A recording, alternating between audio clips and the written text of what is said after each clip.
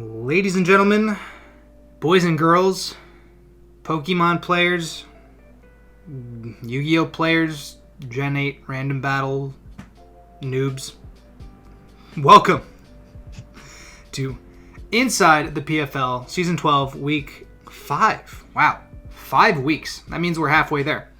I'm Jim, and as always, I'm joined by Mike. Some may say, Jim, that we are living on a prayer.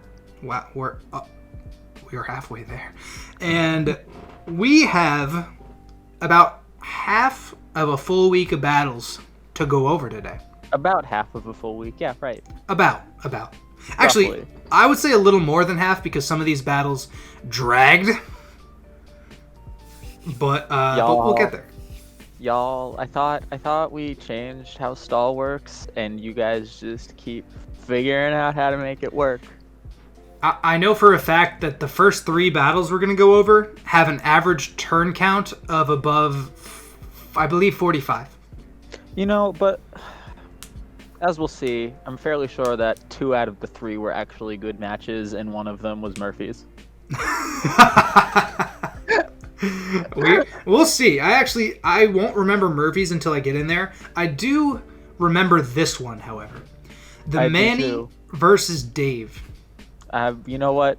I absolutely love Manus's team. He's doing what I try to do, but he doesn't suck.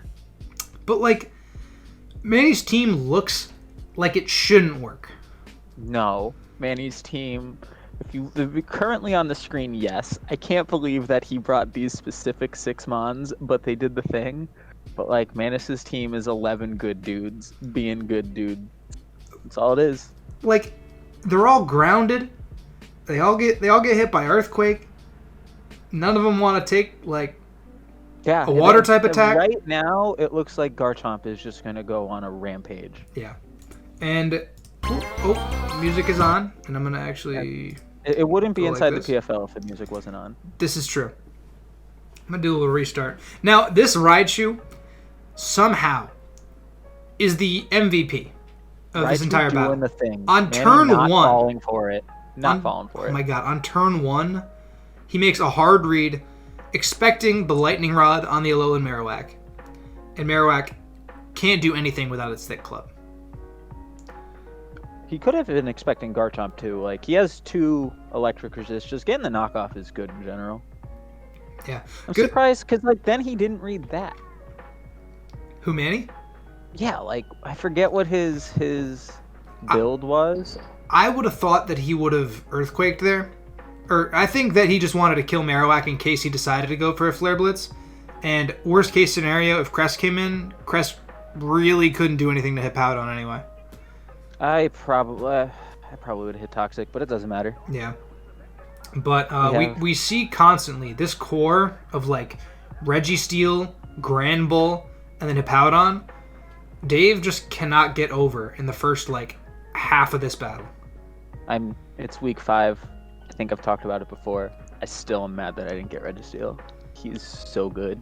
I mean, he just sits there. His job's getting in the way. Registeel.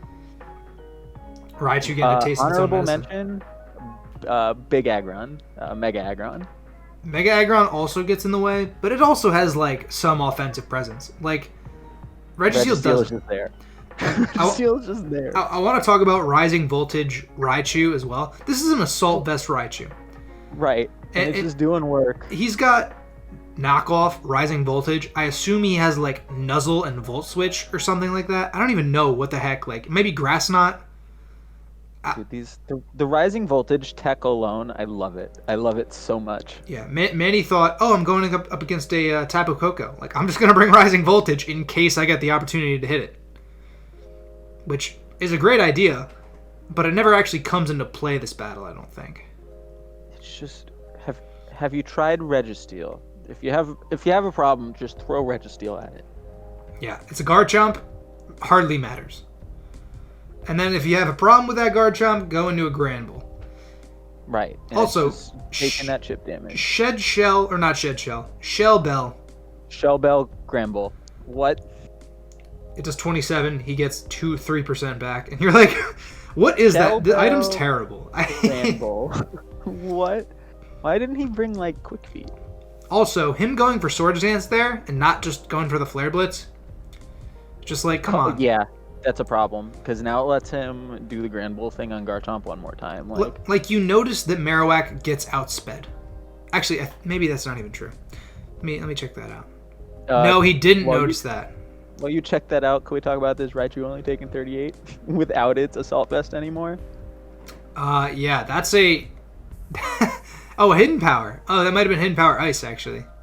Probably for Garchomp and Pidgeot, yeah. Yeah. Also, I can't believe that.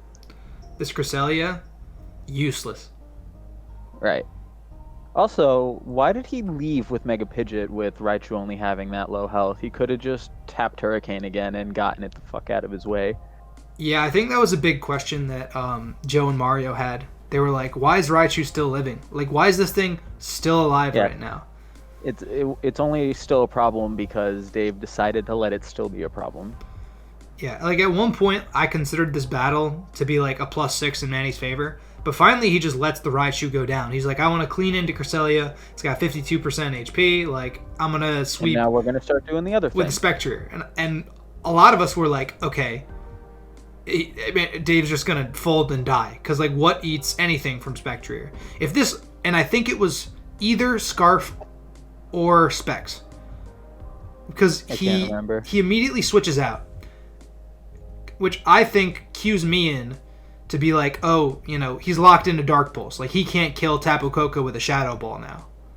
I think he just didn't want to take, A, the damage, or B, get the para. I think he just wanted the safe, let's just, like, kind of scout what is about to happen. Yeah. Because, like, what was his worst move? Maybe getting the Nature's Madness, which I'm sure that was a rest kit, because we don't see all of its moves. I think that... Who's that? Tapu Koko? Registeel. Oh, yeah, Registeel, right. I thought you were saying, like, because Registeel got paralyzed. Yes, I think he did that on purpose. I think that was a scouting play because he didn't want... Whatever was about to happen, he didn't know what it was going to be. So instead of letting Spectrier A get crippled there or B take chip damage it didn't need, he got it out of the way. Definitely. I mean, Spectrier, like, is sort of the wall between Tapu Koko and, like, Mega Pidgeot, I think. Like, it's the only thing that's keeping either of those two Pokemon from kind of teeing off on Manny's team. Because it's faster. At this point in the match is where it starts to get drug into the mud, though, because a lot of Manus' momentum is gone. It's now him... He's got 3 Thick Boys and Spectrier, yeah. He's got one form of recovery, and it's Cress, and Cresselia has no actual way to get over this Registeel. Yeah, and that's another thing that we see. Like, I think at one point it gets to, like, +4. Doesn't it get to +4? And it doesn't do anything. It gets to plus a lot. You're right. Yeah, I think it was ×2 in both. So is that 4? No, +4 is the that's ×3 and everything. Are you sure? Okay. Yeah. But like, I know it gets to +2 and it does no damage. Yeah, I mean, all it has is Ice Beam. Like, even if it had like HP Ground or like even like a T-Bolt or something, I don't know. It would have been able to do Registeel does resist its main stab. That's true too. Registeel is just here to get in the way. Right, like, and I don't think a Hidden Power Ground in the grand scheme of things is going to do much. Yeah. Especially if that was a rest kit. I mean, he can't rest in the electric terrain, but... And this is the free switching day after day. Like, you're already status. That was a crit. You're already status. You can't get frozen. Registeel just eats literally anything Cresselia has to throw at it. Pidgeot's toxic. Garchomp's toxic. Dave's on a timer, and he just cannot get around Manny's walls. And we just see Dave slowly get chipped down by Sandstorm, Toxic, and it's just... Registeel being immune to the Sandstorm is super useful. Mm-hmm. Just, this Pidgeot can't do shit. Just every time this Licky is going to come in, it's going to hit Wish right now, and then it probably has... I think it 100% has Protect. No, I think he just goes for the kill, yeah. Yeah, he gets rid of it. Never mind. But he could have hit Wish right now. Because I think that besides Garchomp's Earthquake, that's the only thing that could have done anything to Registeel. And even then, you could always Wish Pass into Registeel. And Garchomp isn't healthy at this point, so I think... rip. Yeah, there. That's a sad moment. Rip. That's... I don't even know what that's like compared to. Like, you rev up so hard, and then you just don't do anything. And you know what? Like, I don't ever want to see Garchomp and Tapu Koko standing next to each other on the same team ever. No, and you know what? A couple of weeks ago, we were talking about how scary Dave's team was in general. And I still think it's scary. I think that Manny just did a good job of walling it. Just push him out. It's kind of crazy how much work Hippo Pound Town and just Registeel do to this team. I think that was one of the things that you said in chat. You said, like, what gets past Hippowdon? I did say that, and then you guys named things that did damage to it, and I went, no. Yeah, I think I was even like, Tentacruel, Pidgeot, and then, like, nothing happened to Hippowdon the entire game. Yes. I was like, Pidgeot might do some damage, but it has access to Stone Edge and Toxic. Here it is, by the way. Yeah, Big setup. And this is ugly. If you had, like, stored power, I don't even think Cresselia gets stored power, but, like, I don't know. What are you setting up for? Like, what are you? Because it's literally his only chance. Like, he doesn't care. What are your attacking moves? You have Moonlight, Calm Mind, Ice Beam. What is the? Probably Psychic. He doesn't even show his fourth move ever. I don't think. It's probably Psychic. Yeah, you're at +4. Oh no, it's not. Because I wouldn't bring Psychic. Looking at a lot of Manus' team, like. Yeah. Oh, unless it's to get over the bird. It might be. It might actually be. Although then he has Ice Beam. I don't know what's going on in the head of Dave. But he's at +4. Ice Beams are doing 12%. He's toxic. Like, he's just letting Crest get worn down for almost no reason. The game's pretty much over. And then Manny just laughs in his face. Every Mon's been toxic. Yeah, it's a rest. I was right. It was a rest Registeel build. Yeah. Like, he just has nothing. Like, rest, Registeel, and then slack off on Pound Town is just crazy when both of your big, scary dudes have recovery. Yeah, it just surprises me that, like that one season that Manny drafted Stall, he wasn't successful with it. But a combination of Hippowdon, Registeel, and Licky Licky is like... Okay, but the season that Manus drafted Stall, he drafted 11 dudes with 0 offensive presence, and he wanted to just do things. Know what? He has offensive presence. Yeah, Hippowdon can hit hard with an Earthquake. It's got base, like, what, 110 attack or something like that? It's not small. And you know what? You say that Registeel doesn't have offensive presence, but, like, Seismic Toss is some fucking it's pretty good. Presence. You're right. It's 50 damage every time. Like, it's the reason that I will bring pretty much one Miltank build every time, because you don't need another one. You could go for a couple Miltank builds. There's a couple things you can do with Miltank. Registeel can't really do anything. You can do some crazy... Registeel's move pool, while isn't large, is odd. He gets some moves, let me tell you. Does he get the punches? I feel like he gets the punches. He gets... Does he get, like, Ice Punch? Damn it. I wanted Registeel so bad. Yeah, that's always a hot commodity mon, I think. I think Registeel's always one that people are like, yes, I got it early. Like, this thing's going to put in so much work. And it always usually does. Always. You can bring a Registeel to every one of your games and expect great things. Yeah, it's really a good Pokemon. And Manny still had the Spectrier in the back pocket just in case somehow one of his walls died. And it just never happened. And you know what? Spectrier wasn't doing too much to Dave's team. Like, because Manus got rid of Marowak pretty early. Yeah. And I mean, it could have solved Cresselia fast, but like he didn't have a chance to get it in there clean. Yeah, I agree. I think that if he got a second boost, I think Spectrier would have just won. I want to know the calc on what a +1 Shadow Ball would have done to Tapu Koko. That's what I want to know. Because he might have just been able to sweep. The game might have been 40 turns shorter. We gotta look this up. I need to know what Spectrier's speed is. It's like 130. I think he's tied with Tapu Koko. Really? Yeah, and he's... Is it 130? And then what's his special attack? That's either 130 or it's like 145. We're getting there. I actually don't know. Oh my god, his speed is 130 and his special attack is 145. Yep, that's what I thought. A very nice 100. God damn. Yeah, Spectrier's a 200-point mon. That's really, really good. Just its move pool. It has the Gen 8 DLC problem of having its move pool be just like nothing. I mean, but when you're gonna make like mons that are this, you gotta have a way around them. Like, otherwise, like, come on. I mean, the combination of Dark Pulse and Shadow Ball is enough to hit everything neutrally, I think. Or most everything neutrally. Right. And then it just gets, it gets fun moves like Will Wisp and Disable I'm seeing. And it gets Mud Shot, so watch out, electric types. Yikes. But solid +4 from Manny. Looking at the clown versus the cameraman. I love it. Manny showed us what these walls can do, and Dave's pure offensive threats were just not able to overcome them. Huh. I did not know that he would... Alright, I thought Mega Pidgeot was faster than it was, because I thought that Mega Pidgeot was a pretty good answer for Spectre. Mega Pidgeot's 121, right? Correct. Yeah. I thought he was faster than that. Yeah, so he would Coco probably die to a is Dark best Pulse. God damn it, Dave's team is fast, though. Yeah, it is fast. And Tentacruel's even base 100, so don't sleep on Tentacruel. Defensive mons with base 100 speed are the way to be. That's pretty dope. Alright, into the next battle, where we have Bick versus Dan, and the thumbnail. The thumbnail. Joe's beautiful thumbnail. This was a good battle. It was. Dan showed up.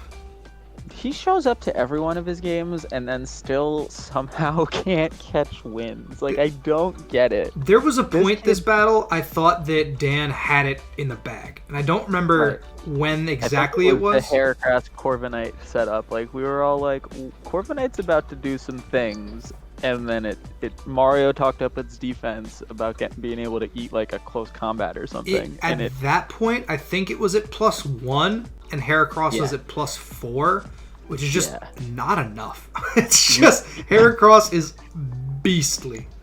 Yeah, even though you're neutral, like. I do like. Well, 1, I like Dan Turn. I think that's fun. Dan Turn, I love it. 2, I like getting the paralysis off on the Grookey. Even though it's like not super fast, like it does have the chance of now paralyzing if it wants to go for like a Grassy Glide or something. That sort of neuters Grookey for the entire rest of the game. That amazed me. I don't know. I see the U-turn coming, but I also very much saw this big fiery boy coming in on the obvious Pyro Ball there. Yeah, and there's probably a couple different things you can do there as Cinderace. Like if you had the HJK. I remember why we were all mad. You know why he didn't win? Because of looking at Fake Out. Because he was. Oh yeah, the very end of the game he didn't click Fake Out, which we'll get there. Dan has so many chances in this game to win. Yeah, and I can't believe that he lets Heracross just kind of set up like this. You don't want Heracross being big. Yeah, and this Corviknight, 99% HP, does... Oh, I was going to say it doesn't matter, but I forgot that this is an interaction that we see one time before, and Heracross does switch out the first time. Yeah, I actually thought that was the time, too.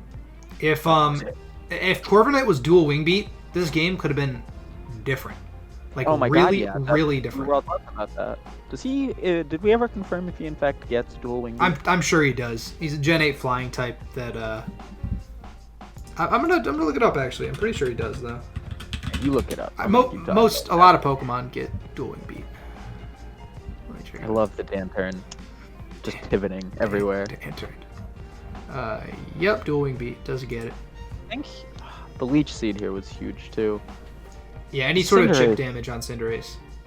Cinderace did really well for James last season. I don't think it's doing as well for Dan. Yeah, I agree with that. Any sort of chip damage on the Cinderace is not appreciated.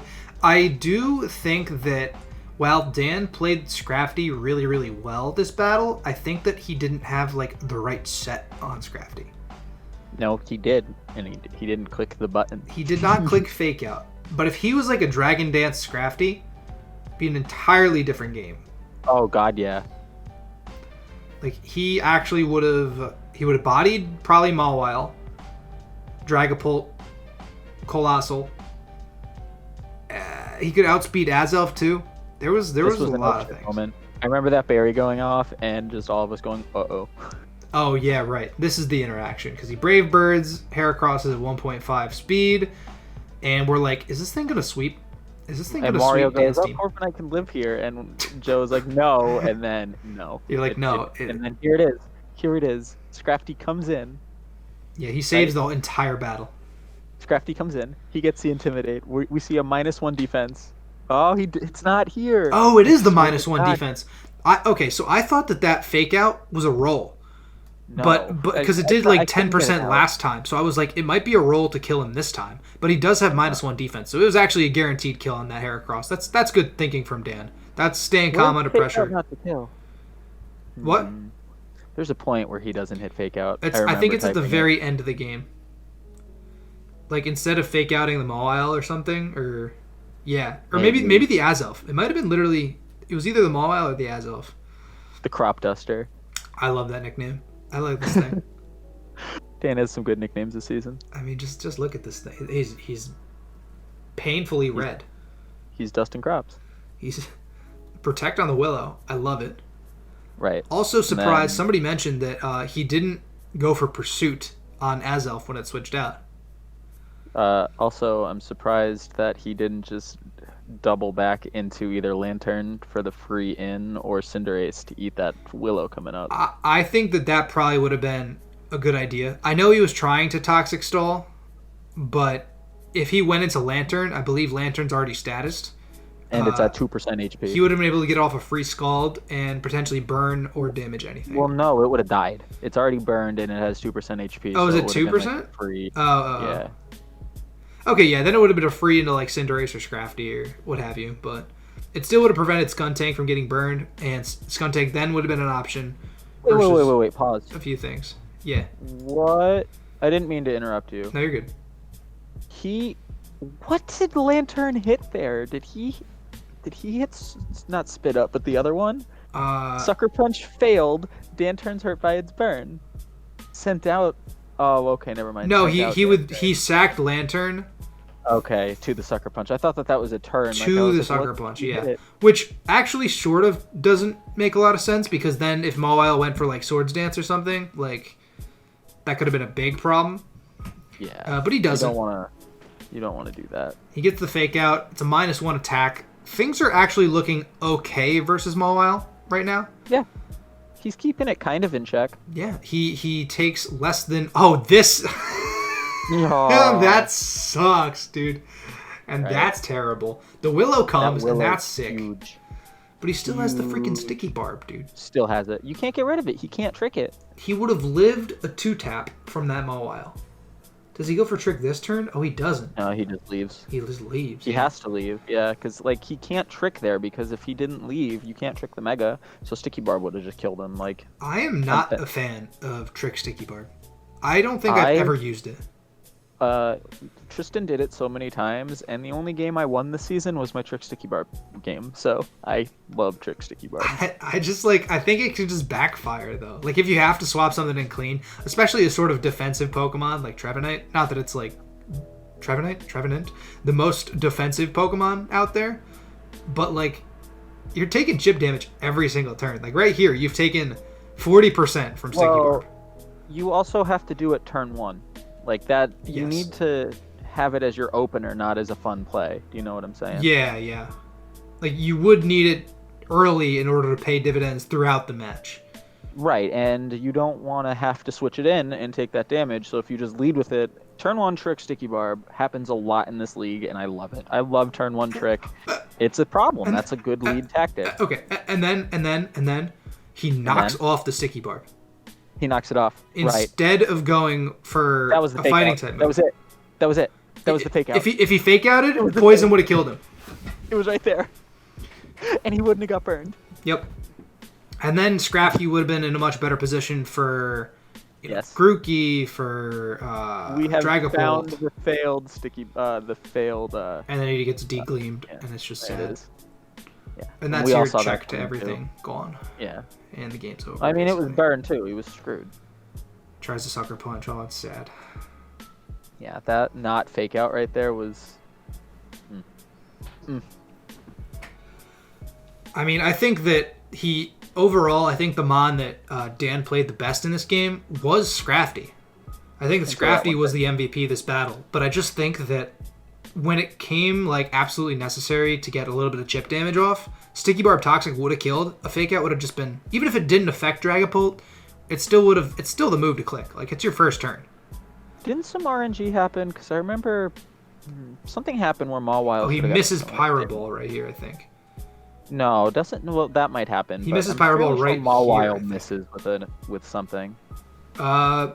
I don't think like so. Earlier in the match, we might have missed it. Does Mawile miss? I don't know. So I remember there was a moment this week where I was like, "Fucking Bick gets boned by RNG like it's his job." Maybe it was in the 700 Club. It might have been. Oh, that was Bick versus that was versus Mitch, right? I think it was. Actually, it definitely was the 700 Club. Because he got. Oh yeah, it was the para in the 700 Club, and it was also a flinch. Right. So I remember typing in the chat, Bick is screaming right now at his computer. Yeah. But the second +4 of the week. Bick over Dan. Turn 47. So what was 63? 47? That's 100 turns. That's 100 turns in 2 games. Average of 50 turns for 2 games. That's 110, but... Is it? 63 plus 47? Yeah, I should know this. I've only worked with forever. But 55 turn average, and that's crazy. That's a lot. Young Boba Fett here with his missiles, shooting down all of Dan's Pokemon right at the end. Wow. Just cleaning it. And solid +4 puts Bick handily at the top of the division. I believe, which we'll talk about the top of the division. But for now, into the next battle. Oh, Murphy versus James. And when I said that Murphy's game wasn't good earlier, I meant that Murphy's games are terrible to watch because I hate his Stalkor. I think that this one was much more entertaining. Okay, so if you were James and you were in Murphy's division, you knew you were playing him one more time. Why? Why would you get rid of the one mon that fucks up 4 people that I'm looking at right now? Yeah, Excadrill would have been really, really good this match, but actually, it does work versus every single Pokemon except for like Claydol. Yeah, and you know what, Mola, because you don't want to risk those Scalds. Yeah, but like, that's true. But Tyrantrum don't want none. You get Rock Slide. Gardevoir wants. Like, why? Yeah. I think that this is a good time for Toxtricity to shine, because Toxtricity does neutral or super effective damage to everything. Right, and there was... Right off the bat, we thought, what? Like, is he going to go for the shift gear right now? He leads Toxtricity. No. I remember I typed it, Murphy, please don't hit shift gear. But why, though? Like, he totally could have. Because what does James hit right now? He hits Haze. But, like... but then that would have just been a funny first turn. Like, Golbat's not going to do anything to Toxapex. Well. Dude, why would you Volt Switch to Golbat? Because now you just U-turn. But Toxapex is going to do that. It's going to be a wall. And then, again, we see James going for Toxic Spikes while there's a grounded poison type. Toxicity I've ever seen in my life. This is the second time, I believe, in 2 weeks that James has tried to set up Toxic Spikes against a grounded poison type. Well, he has Skarmory and Toxapex, so I get it, but he's not... Oh, I love the idea of hazard stacking, but it won't work because the Defog's still alive, the Rapid Spin's still alive, Toxtricity is still alive. Like, there's a lot of hurdles you have to clear before you can just click Agility with Drapion. And the burn. And he can't make Drapion work. And he's still going for it too. He's still in. He's like, let me just do it. Well, it's useless now. It's burned. I mean, you can get the knockoff off on Golbat, so that might be a good reason to still save it. But like, he's definitely looking at it like it's just useless now. But he's rolling for crits, and I like the set that he has. He ends up, and we see it. He has a Landsat berry, and it actually gets popped right here. Yeah, but he can't do anything with it. Yeah. But you know what? I don't. I don't like James's team. I love James's team. I just think that it has a terrible matchup versus Toxtricity, particularly. I think it just. I think there was too much cute stuff. Like, why would you stay in with Rotom on a Toxtricity? Like, unless you're going to hit HP ground. Or, yeah, what are you doing? That was a big one. Why are you running weak armor Skarmory if you're not going to run an offensive Skarmory? Yeah. Does Skarmory get Swords Dance? Somebody was talking about that. Yeah, it's Mario. Mario knows. Okay. He was talking about it. Yeah. But, like, so if that was an offensive Skarmory, now it's at +3 speed. Like, things could have happened, and they don't. Yeah. Spikes. And it must have been something that he purposely changed, because I'm pretty sure Skarmory's default ability is Sturdy. And you know what? Claydol is right there. Yeah. Waiting to come in and just hit Rapid Spin. I don't think it ever has to in this match, but like... Yeah, because Golbat just comes in and defogs, I believe. I don't even think Claydol hits the field. We also need to recognize the fact that James has no answer for Mola since he just kind of threw Rotom in the trash. Yeah, I mean... But I will say, as we're like nearing... I don't even think this is the tail end of the battle. I think this battle goes on for a while longer. Yeah.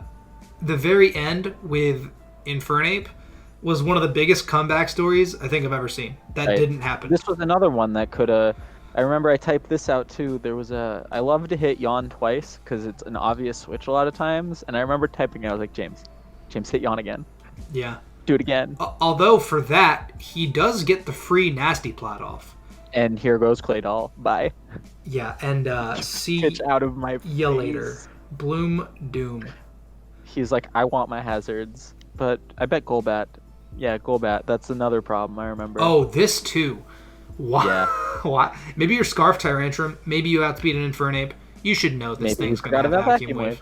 Which is weird because Murphy knows. Yeah. You are an avid Infernape user. You love Infernape. You know this thing gets Vacuum Wave. Well, Murphy just builds against Infernape is why I'm saying that. I don't know if you remember last season, but he had Assault Vest Togekiss, full HP, full defense to eat the Z-Fire. He ate an overheat, yep. It was crazy. It only did like 60%. Yeah, I was the saltiest boy after that happened, let me tell you. So that's why I'm surprised that Murphy just kind of let the Tyrantrum go. Oh god, if he didn't Mega here and just let the weak armor do it would have been awesome. It would have been awesome, dude. He totally could have too. Yeah, because he could. I mean, maybe I don't know. Getting behind a sub is a good idea. Well, he could have still. I don't know. Megaing. I like our new rule where you don't have to Mega. It adds a lot of versatility. It makes a lot of Megas like Gardevoir much better. Right.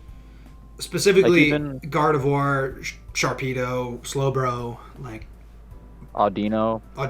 I have Garchomp. Garchomp is just good, not Mega. So, dude, being able to not Mega or Mega Garchomp is scary because you make your opponent go, "Uh-oh, is he gonna go fast or is he gonna hit me hard?" Yeah. And that's one big reason I like it. I like Lin Gundevoir here. Just lowering... I don't get it either. But he's just lowering the Sylveon special attack. Yeah, Mystical Fire is great. And it's actually... It's a busted move. It's so... a coverage move that's 75 base damage that lowers special attack guaranteed. I mean, come on. Yeah. And the fact that he's so low is why this Hyper Voice is doing a dick. Yeah, but it doesn't even matter because James is going to win this 1v1 the entire time. But Murphy doesn't want to switch out because he has all of the hazards stacked. Yeah. And you see the Wish.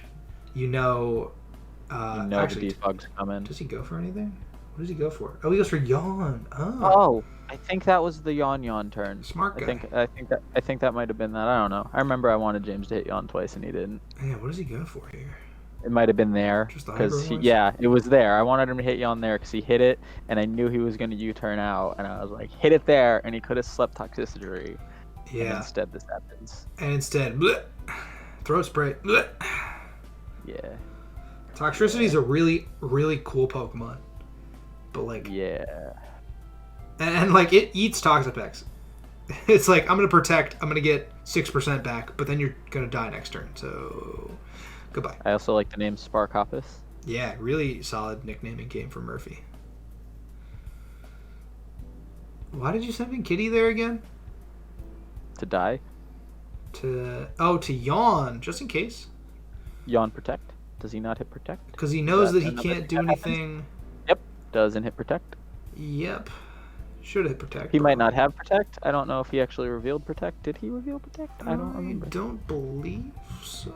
No, because he was just going for Wish Hyper Voices. Was he just not taking that much damage from Gardevoir? And I knew Infernape was going to live that move. So at this That was point, crazy. we were all like, why did that kill? Blaze boost. And it was right there. It was so hype. I was like, wait a minute, is he going to win this battle? If Grass not killed here, he would have won the battle. Yeah, right. There was a point where somebody said that he should have double nasty plotted. Yeah, that would have been crazy. Yeah, he could have easily won the game right there.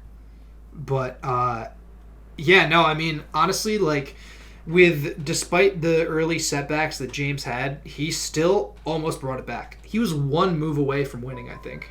And imagine if he brought, I don't know. I like the special kit, but I like the physical kit on Infernape a lot too, because he could have Swords Dance, Thunder Punched there, and just murdered things. Yeah, I mean, Alamomola's base defense, I think, is higher than its base special defense. Oh, he's a defensive boy. I think he's defensive, yeah. I've never used the thing personally, but I'm pretty sure it's like 140, 70, 45, or something like that on the defensive bulk, so...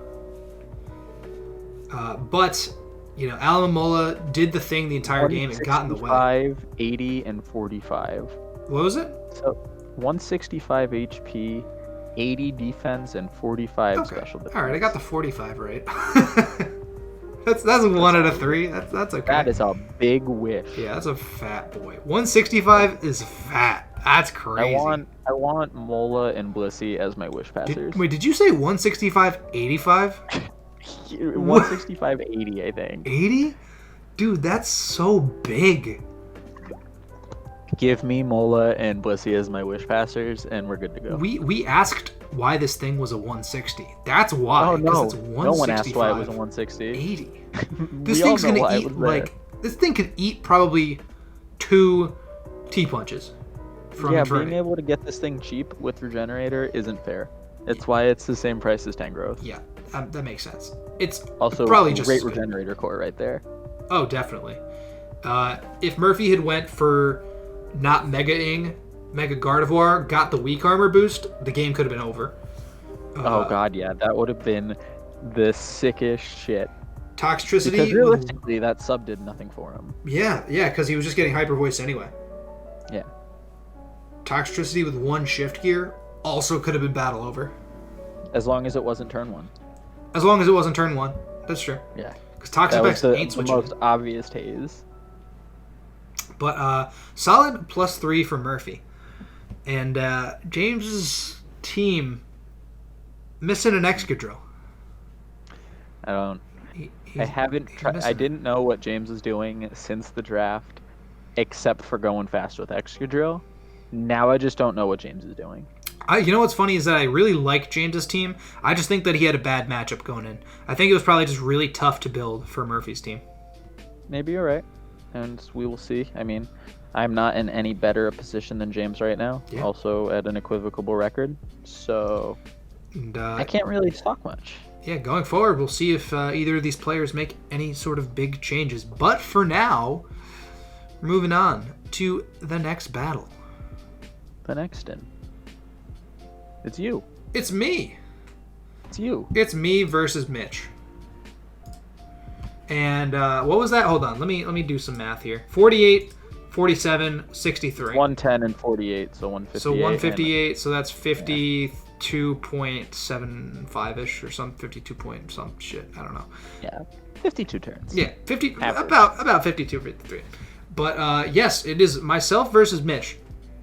And I was happy with this. It was a good game. Mitch played well too. It was a pretty good game. Mitch can't team build. He can play once you hand him the things, but he doesn't know how to get there. And that's my biggest thing. I think that, and somebody was saying it, this is like the first time that a player has been +6'd, but also has a +6 under their belt. That So somebody was me because I thought it was hilarious. That's and high I didn't highs and high say in the lows. same belt. I said back to back. So I'm fairly sure last week he +6 someone. Was it back to back? Yeah, I made the joke. I was like, is Mitch not only the first person to get +6 and have a +6 in a single season, but did it back to back weeks? Like, I'm gonna go look. That in itself is impressive. But I was very happy not to see Hydreigon. I knew he had Hydreigon, and I was like, I sort of prepped for it pretty hard with the combination of like Garchomp and Blissey. But I was good. I was content. I was happy with it. I knew that the rain was coming because like it's a rain team. I knew Scuda was coming back. I expected Bronzong, so I was just sort of I was in my comfort zone when I saw the team. I was like, I know what I'm doing against most of these Pokemon. And I remember Mitch throwing things away early, and that helped you. Yeah, having his walls go down by turn 8, Bronzong and Amoonguss are both dead. This sub was nice. I like that idea. He can't cripple you. You're just protected. Yeah, and the sub was for a Spore. It was for a switch because he's not going to want to stay in with like, Pelipper on Primarina or whatever the case. Yeah. And I was in the rain. Yeah, you're getting rain boosted Scalds right now. Like, why the hell not? And the crit. That was huge. I do get lucky there. That was huge. I can absolutely admit that I got lucky. I knew that like a second Scald would put him at like a 3-hit KO range. Yeah. And then I could come in with like Garchomp or Archeops or somebody who had a coverage move. But this just let me have the ability to sit here with Primarina even more and take down Amoonguss. I was surprised that he went for Spore there because you revealed sub early. Like, why not just hit Giga Drain or Sludge Bomb and go, yo, bitch? Like, I know what you're about to do. You know what I mean? Yeah. Like, in my mind, that's an easy read. You revealed that already, and you went for the obvious play, and you fell for it. Yeah. I think it's just sort of a syndrome of like, oh, I have Spore. Like, I want something Spored. Maybe he thought I would switch out because Amoonguss would just keep getting health back from Giga Drains, like, even on the substitute. So, like, maybe he thought that I was going to switch out into something. Maybe, yeah. Just because it has a pretty That's decent also true. Type matchup. Oh, God, this shark. This goddamn shark. I go for the Protect there because I wanted to scout if Toxicroak had Ice Punch. I don't think he did because he left, and he had a Focus Sash. So well, he was Sashed? He was Sashed, which we discovered by the end. So at that point, I'd pretty much confirmed it in my brain that he didn't have Ice Punch. Because I feel like he would have went for it. Yeah. He would have done the thing, yeah. Although Garchomp, because he would have lived on a Sash and then killed the Garchomp, basically. Oh, yeah. Garchomp falls over to any ice move. Curse Piloswine is hilarious because I have a Reflect Up. And I'm like, 31. I'm Blissey. Hello. I'm Blissey. And that is a Light Clay Fortress, so the Reflect does, in fact, last 3 more turns. And because Curse lowers his speed, I can just heal it back. So, now, somebody thought that you were going to hit Soft Boiled. Did you bring Wish just to have a Wish passer? I, in general, prefer Wish, because if I'm running Protect anyway, then, like... Well, that's why you can run Soft Boiled. Yeah, but I did it mostly because I love Wish passing into, like, Fortress. Okay, that's fair. I just love having Fortress at full HP. Blissey is a great Wish passer. His HP is a lot. Yeah. But in general, I usually prefer Wish over Soft Boiled, but eventually, I think I brought Soft Boiled one time, maybe. You heard it here, folks. First, folks, he normally brings Wish. I'm gonna bring Soft Boiled next week. No, and yeah, Piloswine can't do anything to Fortress. I don't know. Yeah, except for die. What exactly is going on? But he does die. Maybe he does this to get in, I believe, Pelipper, which is even in itself interesting because I have a light screen up. And you have access to Volt Switch? Yeah, and that's what I do here. And then finally, my man hits the field. When he has no answers for it anymore. You got rid of Amoonguss, you got rid of Piloswine, just start hitting moves. I've been waiting for this thing to pop off, and it just hasn't. And I'm angry with it. I'm angry It's with a lot of Reggie points Lecky. to not have popped off. Like, you expect your 200 to just be doing the work every week. Yeah, I know, and it's upsetting. And I volt switch into Archeops specifically to preserve the +6. Because I know I need to burn one more turn of rain for Reggie Lecky to outspeed Barraskewda. And I knew I had a sash. So I was like, okay, I'm going to go into Archeops, live the liquidation, get the U-turn off, and then I can just sort of come in and revenge kill. And the disrespect right here. And actually, this was a defensive guard jump. I figured it was when you hit protect. Yeah. And Drain Punch doesn't do it. Rough Skin's hilarious. I love Tank Chomp. If you run... What was your item? The guard chomp bite. Oh, yeah. Never mind. It's not regular guard chomp. Yeah. That's right. Which, honestly, like, that turn, I forgot to pop the mega. Because I knew I was slower anyway. Do you lose defenses, though? No, I gained defenses. That's why I forgot. I just didn't do it. I just forgot to pop mega. Chomp is bigger than regular Chomp. Okay. Yeah, by I don't know, 20 points defense, 10 points special defense. That could matter. And it could have mattered for that drain punch, definitely.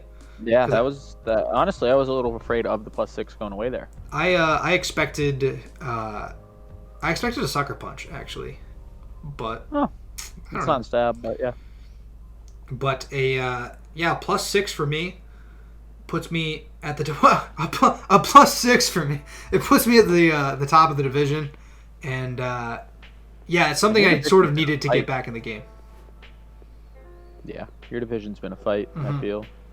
I mean, we've all been 2-2 or 1-3 or really around the same level, and it's only this week that we sort of broke away from each other a little bit.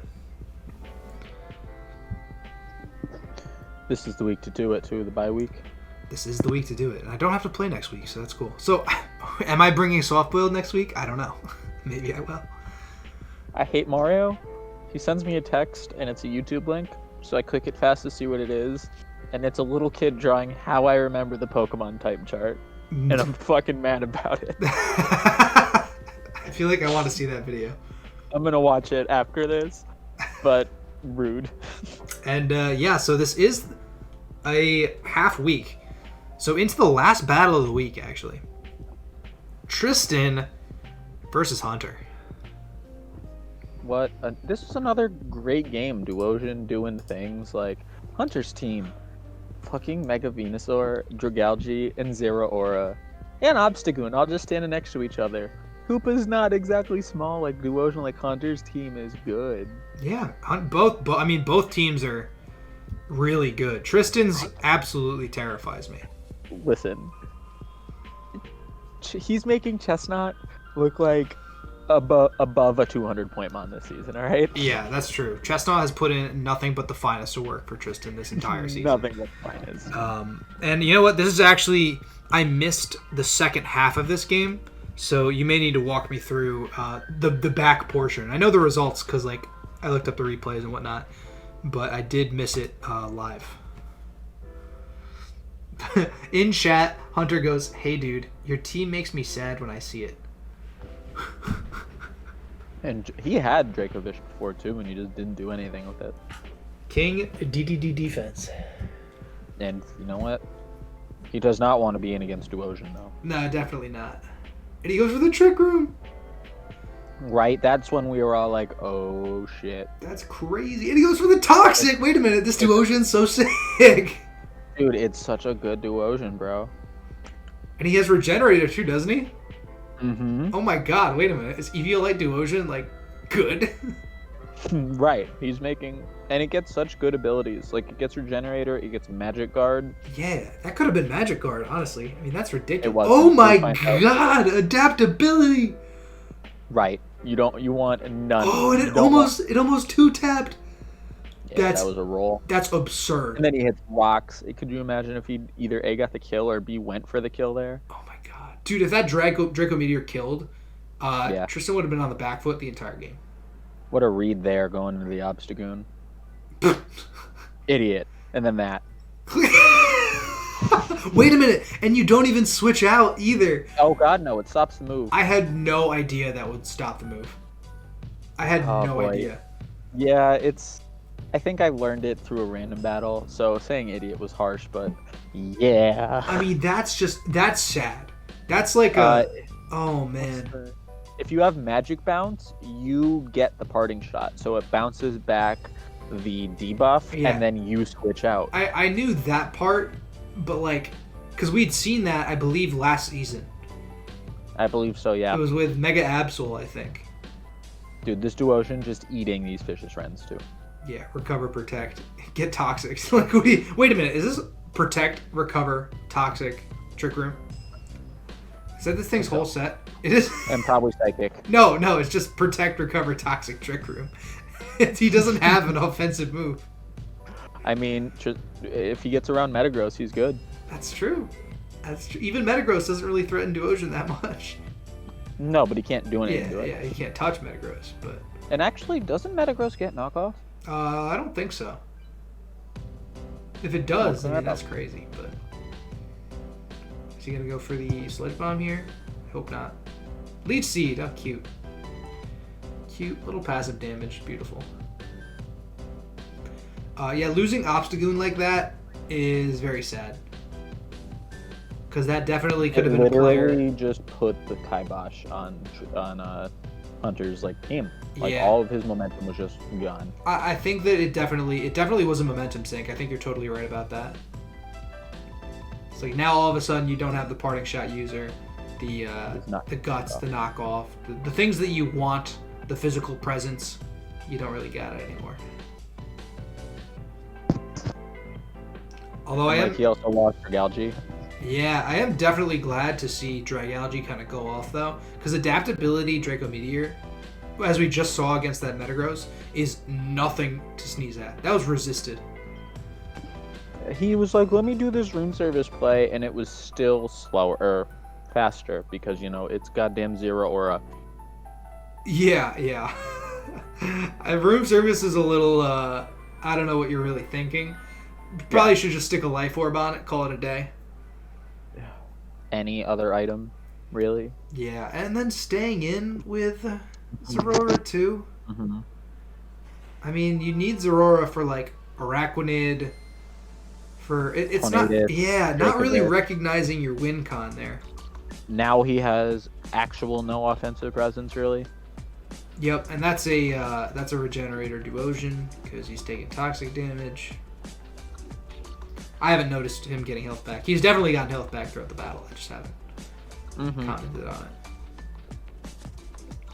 it. Which I guess Hoopa could still win you the game, except for Mega Houndoom. Hoopa could still do it. But you're now in just Mega an Houndoom overall toxic. worse that's spot. Yeah, you're not doing good right now. Dang, dude.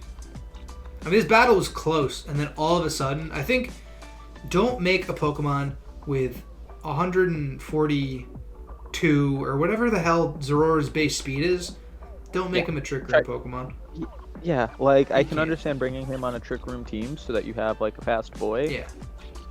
That's the Drac strat. That's I have a bunch of slow boys and then one really fast boy. Yeah, so it did well. Because I don't need that Mon this much. Tristan just straight laying the facts out. I want this guy to die so I can get a clean in. Yeah. And that's honestly a play. You don't always need to play for plus. It's more important to play for the W. Yeah, I think Tristan's far enough ahead where he doesn't need to play for plus. Definitely. And Araquanid's just hey man, you're watertight. And then doesn't hit toxic, I'm fairly sure. No, he does, I think. Or maybe not this play, but... I think he hits it next turn. But soaked... I was wondering. I saw the very, very end of that battle. I was so confused how Mega Venusaur was toxic. The first thing that I looked for was Salazzle. Ah, yes. And when I didn't see Salazzle, I was like, what happened? I was like, what is happening here? That Citrus Berry saved his life. Yes. Oh, and he lives another one. Get some more. Get the webs up. Why not? Just die to some Leech Seed.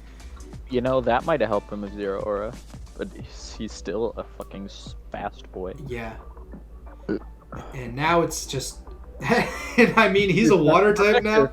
Yeah. So that's really funny that that's no longer super effective. Right. but you can't stay in with Venusaur. You gotta get out of there. Even though you're toxic, like, I don't know. Venusaur's, you lost the battle. 2 of your mons are toxic. Actually, all 3 of them are toxic. And you have, like, negative offensive presence. We saw a lot of toxic this particular week. Like, Yeah. This is how the end of Manny's game went as well. Just everything's toxic. Just chip away at him and let him die. Man, if you're gonna bring like a mon like this Duosion with no offensive presence, you need to make sure that like you don't let your Offense go down. like, okay, so the Obstacoon dying because of the parting shot, like, yeah, that's like a super crazy, nobody knew what was happening there. That happens. But Yeah. then like the Zero Aura thing is still confusing me. Yeah, the Obstagoon, I would say, wasn't Hunter's fault. Room service Zorora is like a... I mean, was it really going to work? The Zorora at -1 speed is like base 95 speed. Like, I mean, like, come on. I would love to do that calc. I would love to know what that Zorora set was, just in general. Hunter, if you're watching this for whatever reason, please send that to Zorora set, like, in the Discord or something, because I want to know exactly what you were running. Sad. But the third, I think, +4 of the week. How many turns? 43. So we're at 158 and 43. Well, also 27. So 43 and 27 is 60, so 158 and So it's 60 is 218. what, 218? Yeah, so divide by 5. Little under 50 turns average. I'm going to pull out my calculator because I'm lazy, and also I've been drinking It's like a little 40 and change or 30. High 30s, low 40s. bit. Yeah, divide by 5. It's 43.6 turns was the average length of games this week. Which For is... 5 games. For 5 games, yeah. Which is, I mean, it's acceptable. This game was exactly the average, pretty much. 43 turns. But, yeah. I'm glad I was the outlier. And I'm glad I, was only 27 turns. But that is all the battles for this week. Ladies and gentlemen, it's only been 5 battles. Let's talk. A half week. And actually, let me just double check that nothing else has been sent by Joe. I don't think anything else has been sent by Joe to me. Okay, well, trades and pickups. There's one thing we're going to talk about because it is 9:13 on a Thursday. And you guys know if you want to hear about trades and pickups, you got to get it in by Thursday night. Like a little bit earlier than midnight. Yeah. But only one thing. Drac is dropping Slow King for Surfetched. I don't like it. You don't like it? Why do you not like it? Because I don't like Drac. I don't like that he's in my division. I love the fact that it's physically offensive, and I also love the idea of a Trick Room Surfetched because Surfetched is so like just good. Like it's just a good Pokemon. First impression plus Trick Room plus like close combat or miscellaneous things like that. Could I undrop the 5 things that I dropped now that everybody else dropped half their team? Nope, sorry. And that's the problem with using pickups early, I think. Is that you can't build against them building against you.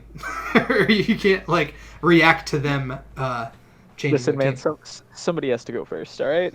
This is true. But overall, I mean, this is like the least amount of trades and pickups I think we've ever talked about. It's literally just this one. If anybody has any more trades and pickups, I'm sorry. But like, Drac... It's also funny because this league started off where nobody would change their team. Yeah. At all, ever. And now we all change our teams up. Now it happens all the time. Like last week, Murphy did a wholesale. This week, Drac's like, one thing. That's it. And there still might be more to come. Me do the wholesale. Like, if I knew. I can't believe... I know Lebo was thinking about it. I know Lebo was thinking about changing his team up. Lebo did not get his pickups in time for Inside the PFL, but Lebo is dropping Buzzswole for Reuniclus, Kadabra for Beware, and Munchlax for Vivillon. Reuniclus and Beware are PogChamp, and I am happy to see him get rid of the not fully evolveds who were not doing much for him. Vivillon is also an objectively good 40-point Pokemon according to my calculating robotic senses. Moving on. And so that's it for trades and pickups. Let's talk about King of the Kill, which I believe has literally not changed. Not at all. Not even a little bit. Moving on. Yeah, moving on. It's the exact same. There's a few birds on there, a crab, and then Mega Absol at the top. So, Right. Same as last time. Okay. And let's talk about the standings now on the first side of the divisions. I guess we talk about just Clefable and Giraffe Rig, because Miltank isn't even close to a complete story, because M1 and Jack still haven't battled. Yes. So, we could say that, Manus is temporarily... No, Manus is the lead of that division. I don't care. Definitely. M1 cannot win by +9, so Manus is sitting pretty no matter what. Yeah. Bick and Tristan, heavy competition over Giraffe Rig. 4-1, +17 and +14. Hunter and Dan are being pulled away from. So you know what? When we said that Tristan didn't need to play for plus, he needs to play for plus. He kind of needed to play for plus. And actually, I'm very interested in when Bick and Tristan fight next, which I don't know what week that's going to be, but I'd like to see that battle go down. Dan is almost mathematically eliminated. Almost. It's close. It's very close. But you know what? In that same boat, James is only 1-4 +5. All the people, me included, sitting at the 1-3, 1-4, almost need to win out to make playoffs. There is, and there's definitely a lot of pressure on the bottoms of all these divisions. Especially next week, we're going to see with you and Rob and Jack, you guys are going to need to pull out a win if you want to keep in the competition, especially by week 6. Yeah, right now you're sitting good at the top of your division. I'm the only one in my division with a positive record, which is something I just noticed. Know what? You also need to realize that there are 2 extra people in your division. What? Mitch is like an onion. And then you peel him apart, and you get Mario and Joe. And then you peel them apart again, and you get depression. I was so confused. I was like, wait, what do you mean? I was like, am I missing something? I was like, James does have a lot of kooky sets. I don't know. But you're right. Yeah, Mitch at 2-3 +11 and Murphy at 2-3 +8. Neither of them are out of the running. Our pluses are all close enough. +11. That's crazy. Yeah, that's really high for 2 and 3. That's a 6 and a 5. That's really good. Yeah. When Mitch wins, he shows up and he rolls out. I feel like that's what happens when you double down on a rain team, though. You either just truck people or get trucked. That's true. But you're right. This is how the standings look. We won't be able to see the entire picture until the end of week 6, where the rest of the battles have happened. But for now, speaking of week 6. Me and Rob could play Runer. I like it. Oh, this is true. This is actually really true. I play Lebo, and if I beat Lebo and then Jack beats Thomas, Lebo loses. Oh, there's some big changes coming to week 6. And speaking of this week 6... Don't worry, Lebo, I suck. You're okay. Week 6 battles, the schedule. Jack versus M1. Now, this was week 1, I believe. Jack got swept by Galarian Articuno. That was on the thumbnail. I remember. And I said week 1 that Jack got swept by Galarian Articuno because he picked the wrong dark type. I promise you, he will not do that again. I am 100%, no doubt in my mind, giving it to Jack this week because he's never going to do that again. He's not going to make that mistake again. It was literally that thing that shifted all of the momentum almost on accident. Yeah, it was not to take it away from M1, but it was it wasn't even like an RNG luck. It was actively hurting himself, being like, it was me bullet punching, trying to get rid of a very fast Crawdon. Yes, that was exactly what it was like. But yes, I gotta give it to Jack, just because I think that he won't let it happen again. Right. Thomas V Drac. This is a conversation. because Is it? I think so. Now, correct me if I'm wrong. Drac's 2-2. Thomas, I believe, is also 2-2. Yeah.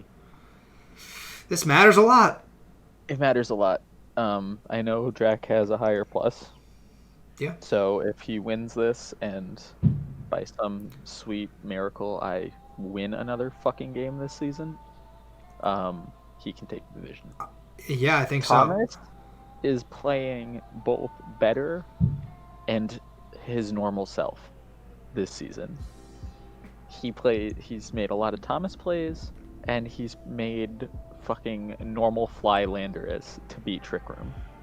Yeah. Speaking of which, this is Drac's comeback from that. That's also true. I know he won't let that happen again, but I also think that the nature of Trick Room leads it to be inconsistent. So I think that him picking up a Mon with priority, like Surfetched, with first impression, not that it might do all of the work versus Thomas, but I think that it'll definitely help. I mean, Lando still comes in 1,000% of the time. Oh, Gets the Intimidate and the Resist. But Surfetched, really, Surfetched gets Defiant, doesn't it not? Am I making that up? it might. I just know the crit build. What is can it carry a stick? Is that? Yeah. Wait, Yeah. it does? Yeah, it can. Oh no, it doesn't. No, I'm kidding. It's Scrappy and Steadfast. There's no Defiant on this point. Yeah, it gets scrappy so that you can just fucking hit everything with close combat. Yeah, hit a and ghost type. crit. Knockoff too. I don't know, dude. Surfetch is so cool. I like it. I used it in my shield or sword run through. Actually, it was one of the mons I used to beat the game. Oh, you used a sword Pokemon in your sword run through. That's pretty dope. And it has a shield too. Oh my god. I always forget about it having a shield. It has a sword and a shield. That's actually Thank insane. you. Is it Aegislash? It is a sword exclusive, though. I'm fairly sure. Is it really? Yeah, I think Surfetched was one of the exclusives. That's so lame. What did Shield get?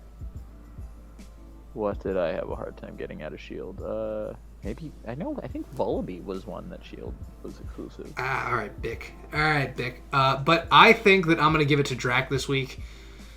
I think that at 2-2, Drac's been known to sort of buckle down, hit the lab, and get it done. And I think that this is an opportunity for him to do that. I think I'm gonna have to go with Thomas. Okay. You can laugh or lab all you want, but much like Thanos, fly on Lando is inevitable. It's inevitable.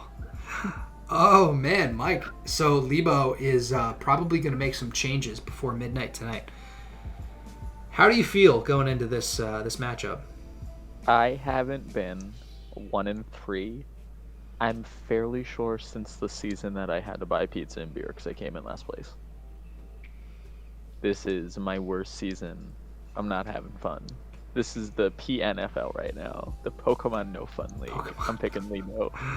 Okay, all right. You know what? I'm going to pick you because I think that with your new team, I think that you have a lot of threats that can do really well versus Lebo's team. Specifically, his son team, which he usually brings. I know that Gardevoir and Venusaur are a speed tie. I know that a certain tentacled Ultra Beast just eats a lot of things up, but that's just all I'm going to say about that.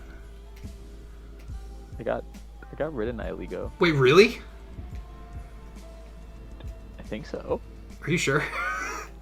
I'm like... I did the editing, dude. Did you really? I think I got rid of Nihilego. Oh, shoot.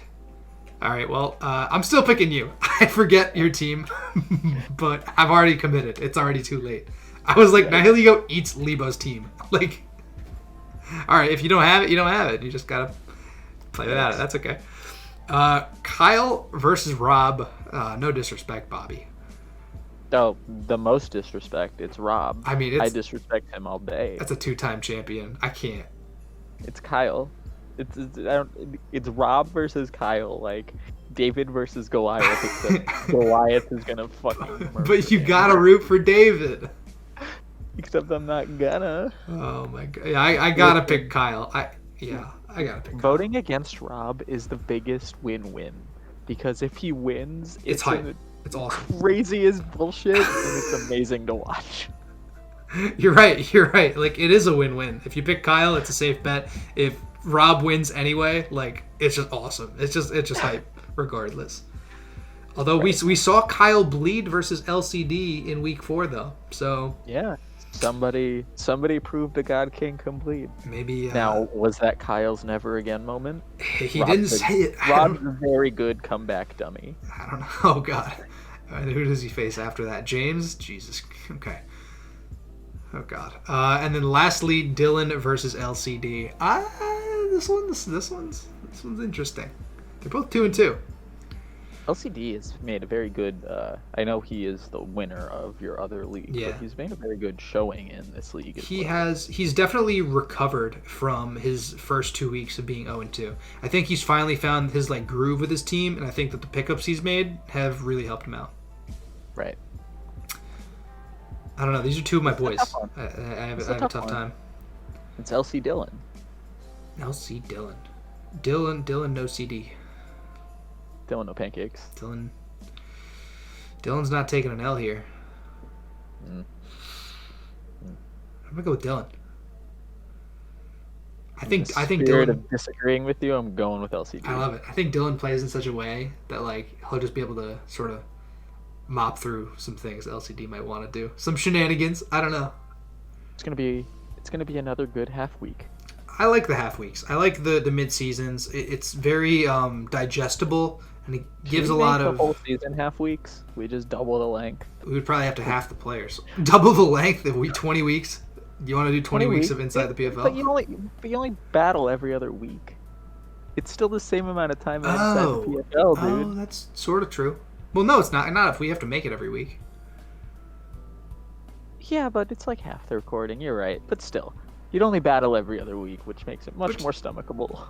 Yeah, but it It also ain't happening lasts for 20 weeks. Imagine 20 by weeks week is half a year. 18, though. Like, I'd be so sick of my team by week 18. Yeah, that's half a year. That's a long time. It's almost half a year. But, and then you wouldn't even be able to squeeze in 2 seasons a year. You would have 6 weeks off. Yeah. All right. But that about does it for Oh no, playoffs. You're right. Shit. this week's episode of Inside the PFL. Now, week 6, this is the second part of the bye week, Mike. Is this the most important week of the season? I mean, we've got some crazy things happening here. A lot of power shifts can happen. Kyle's gonna beat the shit out of Rob in anger for losing to LCD last week. It's gonna be, it's looking to be definitively the most important. week of the season. Definitively, wow. It's shaping up, dude. It really is. So if Rob and I lose, we're out of playoffs. Just done. It's over. Really? Is that like almost guaranteed? Being 1-4, week 7, not where you want to be. Oh, that's true. That's true. Week 7. I mean, you might sneak in on the Dan Wild card, but like, that's not a game. That's not a game I want to play. Like, this is definitely the first time in a while I'm gonna have to fight for it. So you know what? To me, it's my most important week of the season. I don't give a shit if it's your most important week of the season. Rest of the PFL, we're getting aggressive. Definitely. We're getting aggressive. We're getting aggressive out here. I can't wait to not battle. It was very nice this week to not battle. It was cool. It was cool. But that is all for us. I'm gonna get out of here, and It's over. we'll see you guys next week. We'll see you next week. Yeah. No more aggression. Aggression's gone. Aggression. Pokemon No Fun League. By the way, still no Fortnite players. Yeah, no Fortnite players allowed. If you guys are playing Fortnite right now while you're watching this, or honestly, just like unsubscribe. Just dislike the videos and unsubscribe if you ever played Fortnite. Do we allow Magic players in though? Yeah, of course. Okay, yeah. So just no Fortnite. I mean, fuck off Fortnite. Yeah, take your baby game somewhere else. We're playing Mons, boys. Right. It means business. This is a game for adults. This is an adult game. All right. Till next time, everybody.